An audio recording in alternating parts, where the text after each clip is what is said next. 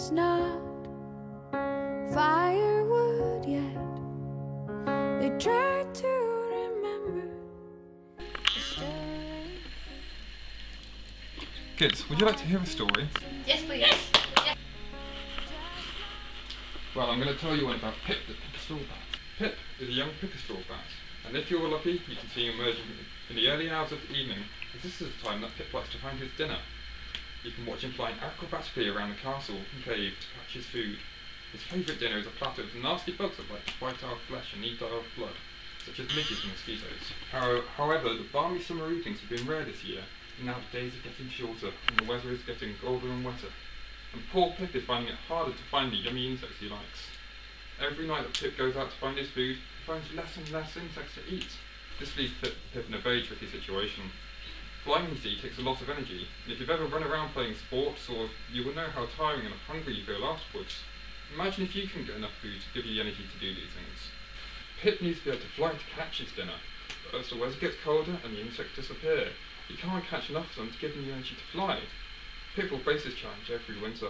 Aww, poor Pip. So, if Pip is facing an ice-cold winter and can't catch enough food to give him the energy to fly, he will die. If the cold and the ice and snow doesn't get him, then surely the lack of food will lead to poor Pip's demise. Oh no. This is not the end though. Luckily, Pip has a remarkable survival strategy: hibernation. Hibernation is a deep, long sleep that Pip can go into that lets him hide away from the clutches of winter and save enough energy so he doesn't have to fly up in search of his elusive dinner. Before Pip can hibernate, he has a lot of preparing to do. To survive the long months of deep sleep, he needs to get as fat as he can. He flies around his castle, greedily gobbling all the bugs, and before he gets into a deep sleep, his little belly will get big enough to give him the stores of energy he needs to get him through the winter. Pip has been careful though.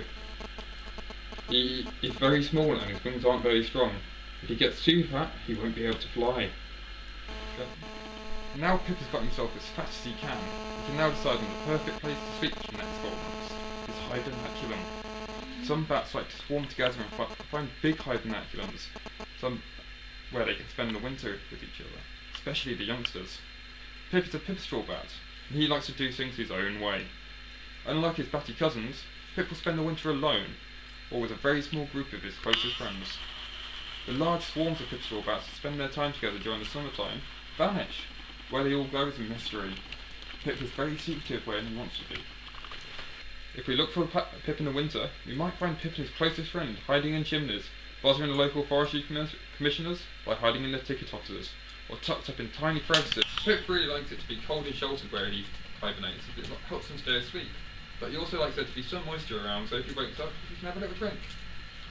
Once Pip has selected his perfect roost, he hangs himself upside down, tucking his wings in around himself. Now Pip will shut his body down and sleep away the winter. Pip does not sleep solidly through the winter though. He does occasionally wake up during this time. This is called arousal, but it can take him up to 30 minutes to be able to fully move. Pip might wake up if his hibernaculum walks up or if he gets thirsty, but if an intruder comes in and wakes him up, he might not be able to go back to sleep. If he wakes too often, his precious energy reserves are burnt up and he will be unable to survive the long winter until the spring arrives. So if you ever see Pip or any of his batty friends hibernating, be very careful not to disturb them. As spring slowly warms the earth, Pip emerges from his hidey hole, lighter than before the winter, but healthy, ready to live the coming year in true batty style. Hibernation allows Pip to survive conditions he would otherwise not be, and as a result he can live for up to 16 years. The end. Aww. There's time for some questions before bed though, kids. Grandad, if bats hibernate because it's cold, what do the bats in the hot countries do? Well, bats have been around since the age of the dinosaurs when the climate was much warmer. So bats in warmer climates don't hibernate, but instead they go into a thing called torpor, which saves energy for them while they're waiting for food to come back. Ah. Grandad, if bats have a problem getting fat, how do mummy bats deal with it?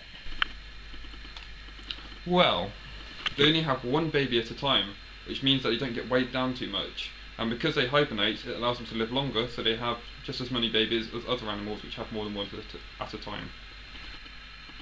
Ah. How many bugs does he eat in one night?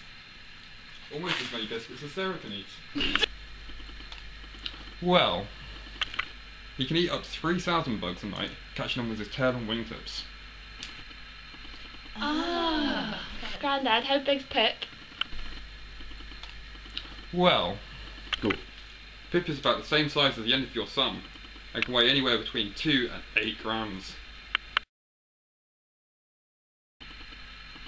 Ah. Night night, kids. Have dreams of bats. Can't reach it yet. See you in the morning. Night, Matt. Night, Daddy.